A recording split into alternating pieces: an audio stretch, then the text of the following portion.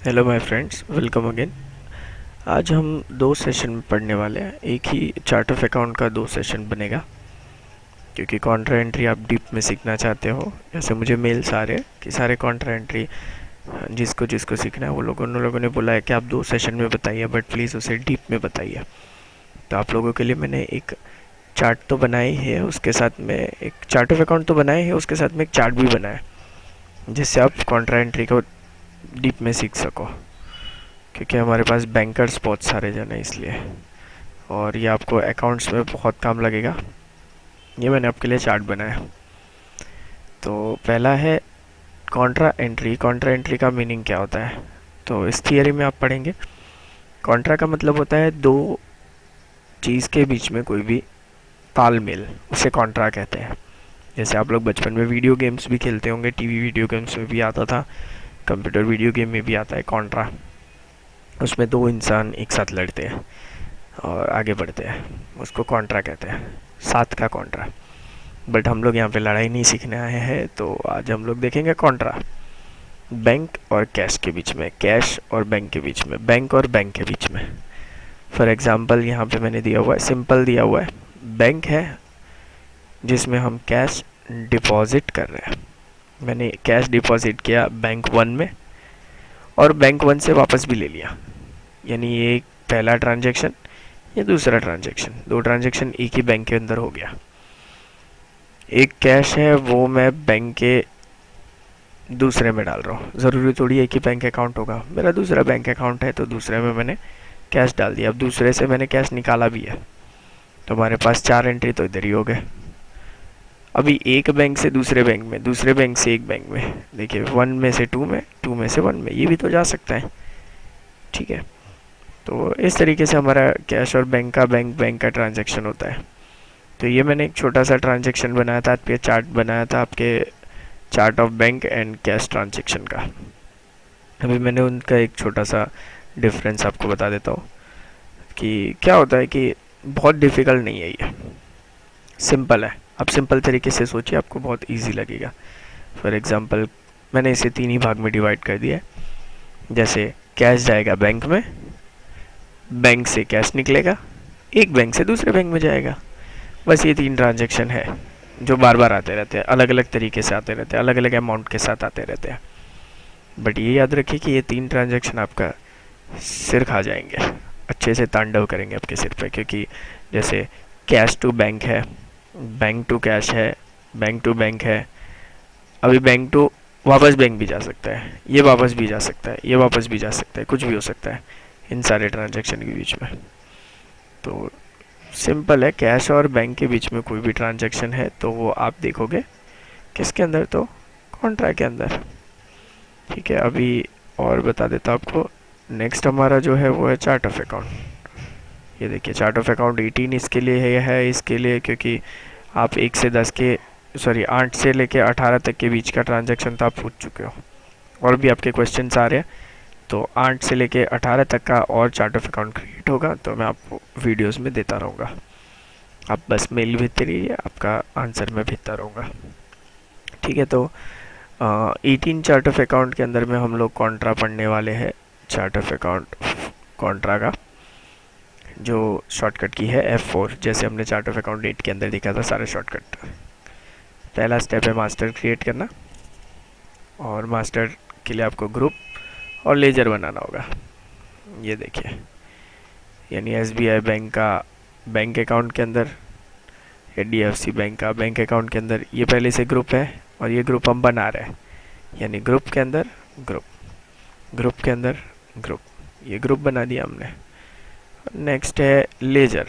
SBI bank के group के अंदर हम SBI सेविंग, SBI करंट डाल रहे हैं, ये दोनों आ जाएंगे SBI में, और वैसे ही ये दोनों आ जाएंगे HDFC में। यानी हम लोग टोटल 4 अकाउंट एक साथ सीख रहे हैं कैश के साथ में।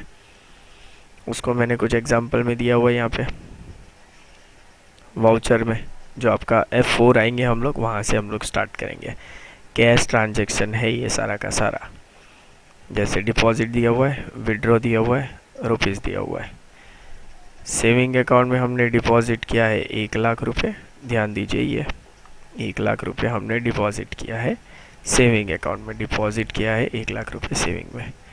नीचे दूसरा है SBI करंट में, SBI सेविंग जैसे मैंने कहा वैसे SBI करंट के अंदर डाला है हमने 1 लाख रुपए। और अब SBI करंट अकाउंट से हमने 3,000 रुपये ले लिए,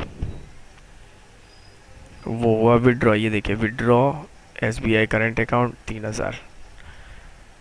अभी ये देखिए डिपॉजिट किया है HDFC करंट अकाउंट में कितना, तो 3 लाख रुपये।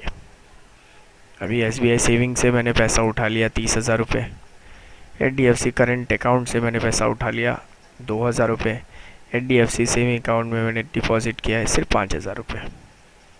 ये देखिए डिपॉजिट और ये 5,000। कुछ ट्रांजेक्शन और हुए, जैसे कि ट्रांजेक्शन हुआ है transfer ₹2,000 from HDFC current to SBI। ये हो गया बैंक के बीच का ट्रांजेक्शन। ये था आपका पूरा कैश ट्रांजेक्शन, ये हो गया बैंक ट्रांजेक्शन। SBI सेविंग से SBI सेविंग के अंदर गया HDFC करंट से, SBI करंट से SBI सेविंग HDFC सेविंग पे, फिर लास्ट में सेविंग टू करंट SBI के अंदर ही ट्रांजेक्शन हो गया। Bank to bank transaction, bank to internally bank transaction.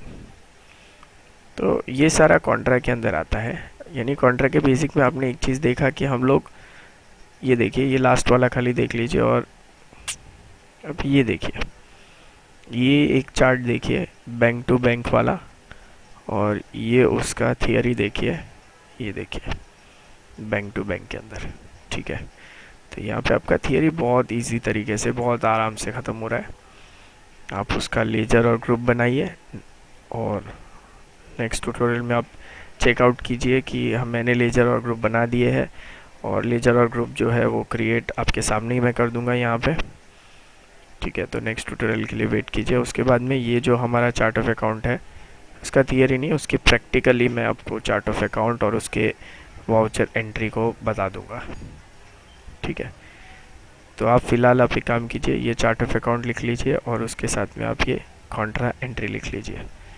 ठीक है, होप्स आपको थियरी मालूम पड़ा होगा कॉन्ट्रा एंट्री का। अब प्रैक्टिकल के लिए वेट कीजिए। खाली एक चीज़ ध्यान रखिए कि जितना भी आप पढ़ो परफेक्ट पढ़ो, जितना भी आप सुनो ध्यान से सुनो। आगे आगे बढ़ने की उत्साह आप में जागती रहेगी, क्योंकि कुछ नया सीखने की सबको सोच होती है, बट उसका मतलब ये नहीं कि आप इतने जल्दी सीखो कि आप पिछला भूल जाओ।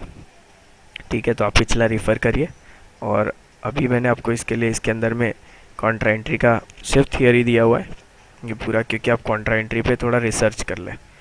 ठीक है, आप 2-3 चीज़ तैयार रखिए। जैसे आप कुछ बैंक में जाइए, बैंक में जाके आप वहाँ से कुछ कैश डिपॉजिट स्लिप लीजिए, कुछ कैश का ट्रांजैक्शन करिए, और पासबुक आप लेके जाइए, उसमें एंट्री गिराइए, पासबुक लेके आइए, उसमें देखिए डेबिट और क्रेडिट कैसे हो रहा है। फिर आप उसके साथ में चेक का कोई ट्रांजैक्शन कीजिए, और चेक के जो डिटेल्स होते हैं वो प्रिंट आउट निकलवा के देखिए बैंक से, या तो फिर ऑनलाइन आप कोई भी ट्रांजैक्शन कर सकते हो बैंक के थ्रू, बैंक का, या एक ही बैंक के अंदर 2 करंट और सेविंग अकाउंट क्रिएट करके उसमें कुछ कीजिए। आप पहले डेबिट और क्रेडिट के रूल्स देख लीजिए कॉन्ट्रा एंट्री में, रियल लाइफ में। उसके बाद में आप जो टैली ERP9 है उसमें हम उसकी एंट्री करेंगे। तो नेक्स्ट आपका जो होमवर्क है वो ये है कि आप बैंक जाइए, कैश उसमें डिपॉजिट कीजिए, अकाउंट क्रिएट कीजिए, HDFC टू SBI या कोई भी बैंक आप कर सकते हो।